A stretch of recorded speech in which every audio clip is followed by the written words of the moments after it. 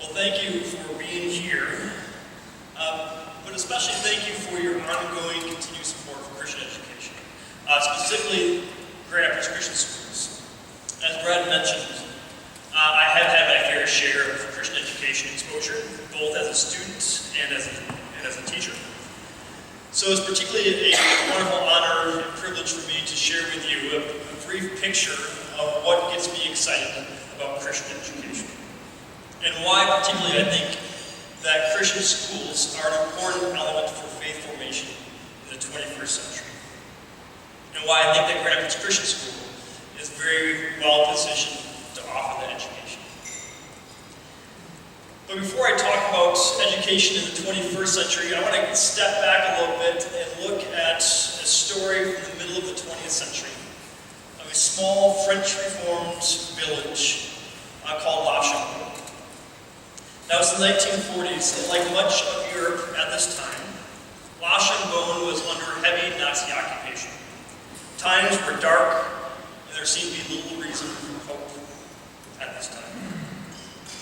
And so the small group of Christians living in Luncheon, they began to wonder how could they effectively live as followers of Jesus Christ in the society they found themselves in. And the reality is, they could not do much. Or so it seemed, in the face of such a dark and powerful regime that was Nazism. They, by themselves, were not going to stop the advancement of the German military across much of Europe.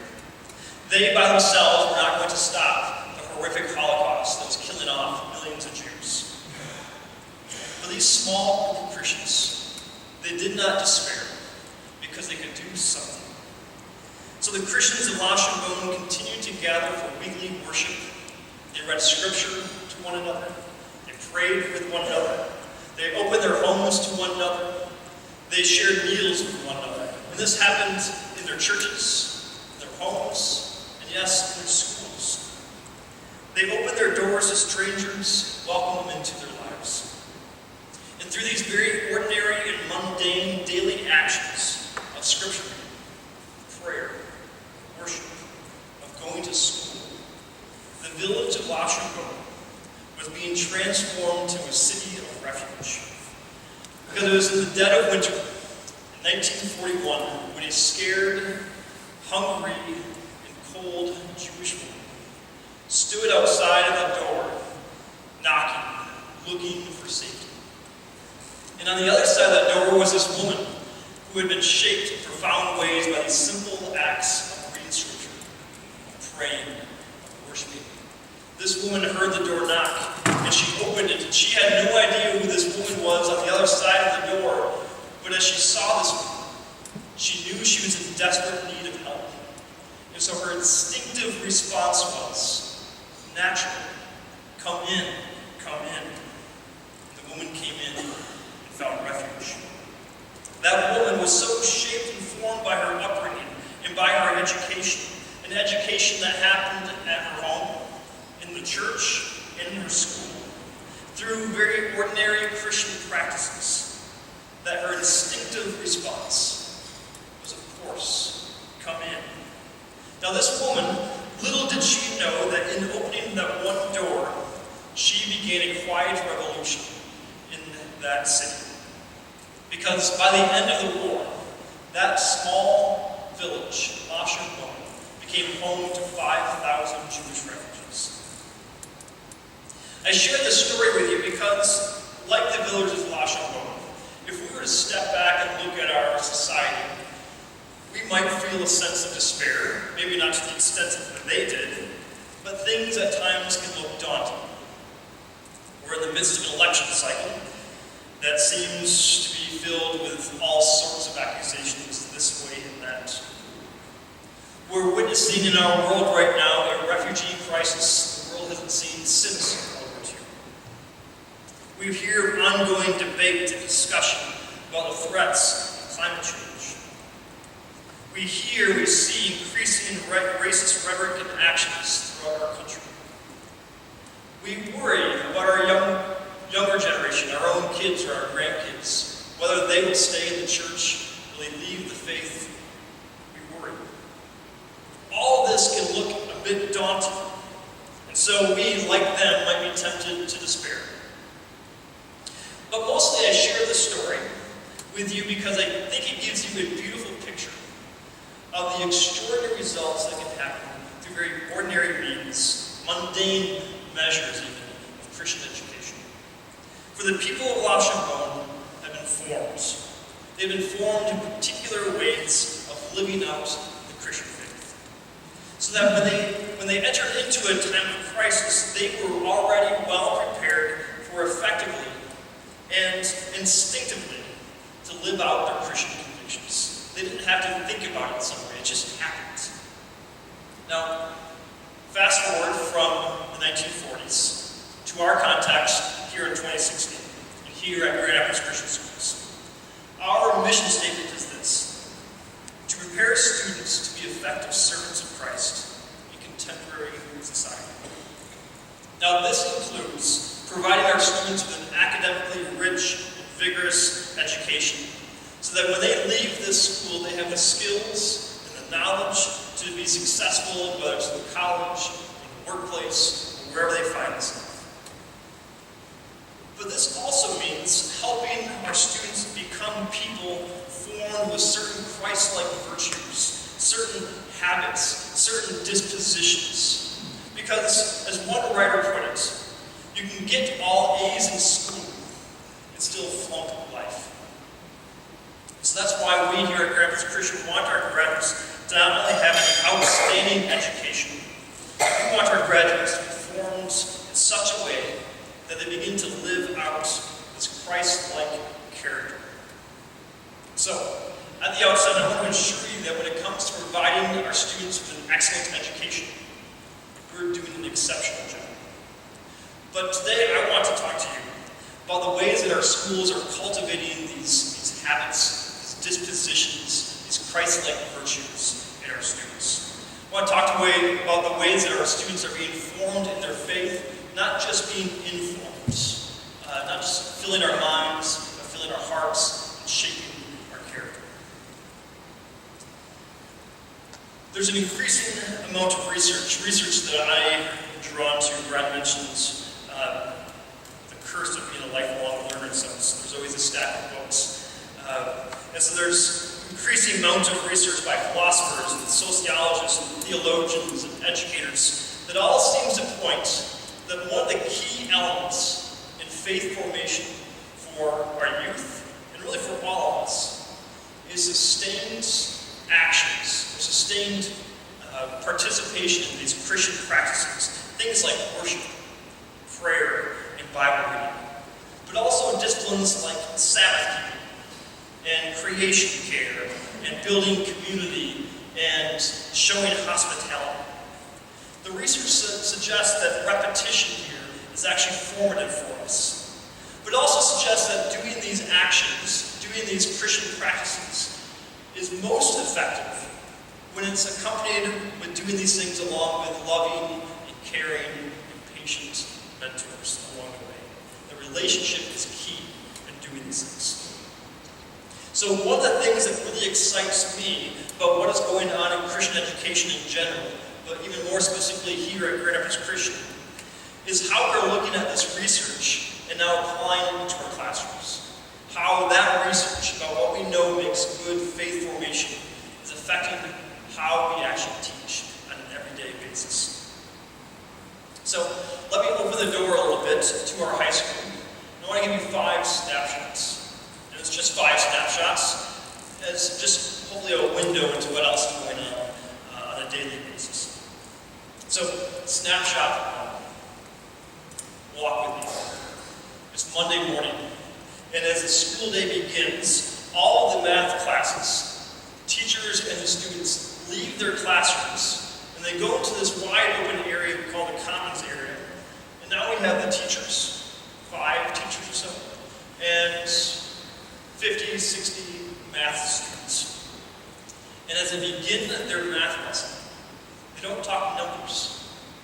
They recognize the God of order, the God who has created an orderly world so that they can do mathematics, is also the God who desires to be worshipped.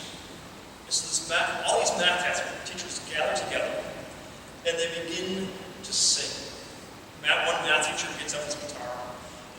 to sing songs of praise.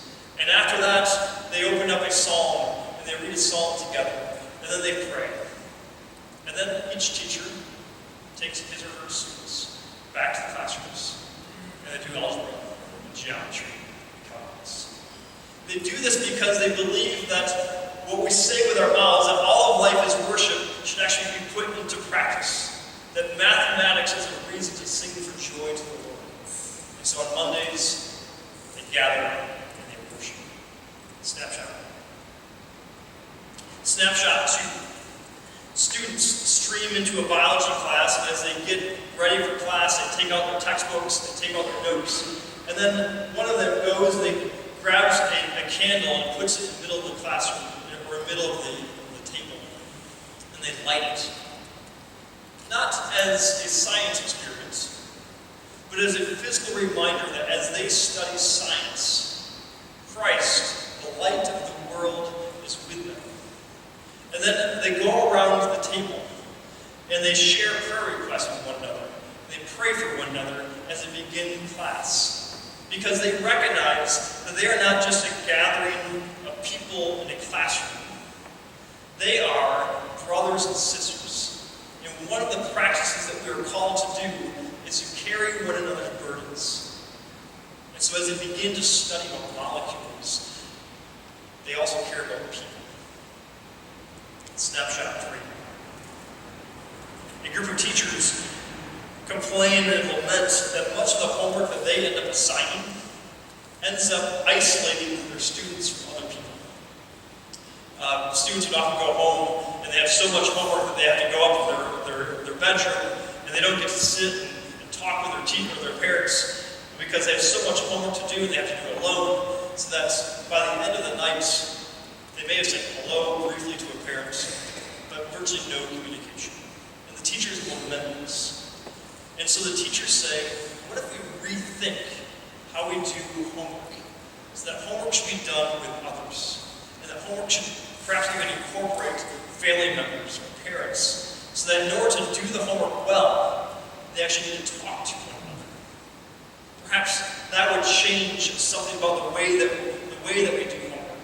Because these teachers believed that one of the ways to live out the Christian life is actually to live not in isolation, but in community. That one of the key things that we learn to do is to listen to one another, to learn from one another, and to build relationships. So are there ways that we can build into the very structure of homework that we're building into this idea of listening and learning from others? Snapshot 3. Snapshot 4. After conversations with his students about the unhealthy, fast-paced nature of our lives, a teacher decides to practice the discipline of keeping the Sabbath with his students.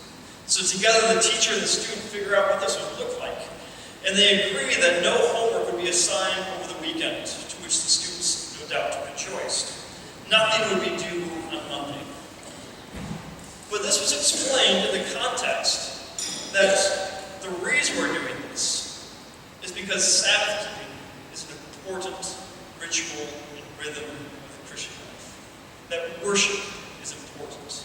That rest is important. And so this teacher tried to open a small window for students to enter into this rest, because they believe this is one of the essential practices of the Christian faith: to rest, to worship, to be able to relax, perhaps even play. Snapshot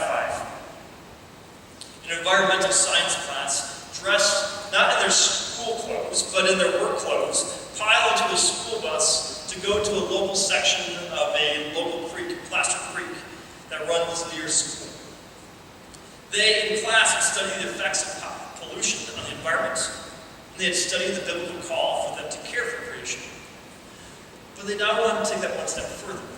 Rather than just read about it, or talk about it in a classroom, they want to put this into practice. So they go out and visit Plaster Creek and help clean up the creek itself. Because they believe that an essential part of the Christian calling is to care for the very good and rich gifts of creation that God has given to us. These are 5 snapshots. And if you were to walk our halls, you you would see these snapshots, and you would see so many other instances of teachers and students rethinking how can they do education in a way that we're incorporating Christian practices into what we're doing.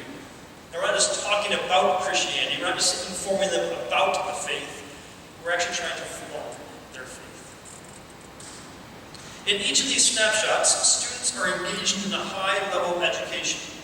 But even more, these students, and their teachers too, are being formed in the faith. They're learning the importance of prayer and worship, community, Sabbath keeping, and creation care. Another way we could describe this is that these students, and the teachers along with them, are learning what it means to put on the character of Christ. I'm reminded of the Apostle Paul's words in his letter to the Colossians. He writes this: "Therefore, as God's chosen people, holy and dearly loved, clothe yourself with compassion, kindness, humility, gentleness, patience. And over all these things, over all these virtues, put on love, which binds them all together in perfect unity." This is what we are aiming for our students, that they be clothed in Christian virtues. This is what it means to prepare students to be effective servants of Christ in contemporary society. To be academically prepared to succeed in college, to have the skills to do well in the workplace, yes, of course, that is essential to what it means to be a school. You're doing that well. But also to learn Christian dispositions, so that when our students are given a chance to testify to the good news of Jesus Christ, whether that's in their college classrooms, or whether that's in their workplace, or whether it's simply in the daily rhythm of living out their life, they might respond like that woman did in Luncheon, France, who opened her door to welcome the Jewish refugee women into her home. Because that, in large part, is what it might look like for us to be an effective servant of Christ in the 21st century. And I think our school, our Christian school, is well on our way in preparing our students for that kind of life. And that's what keeps me excited about Christian education. So again, thank you so much for your support of Christian Ed and your support of Prayer School.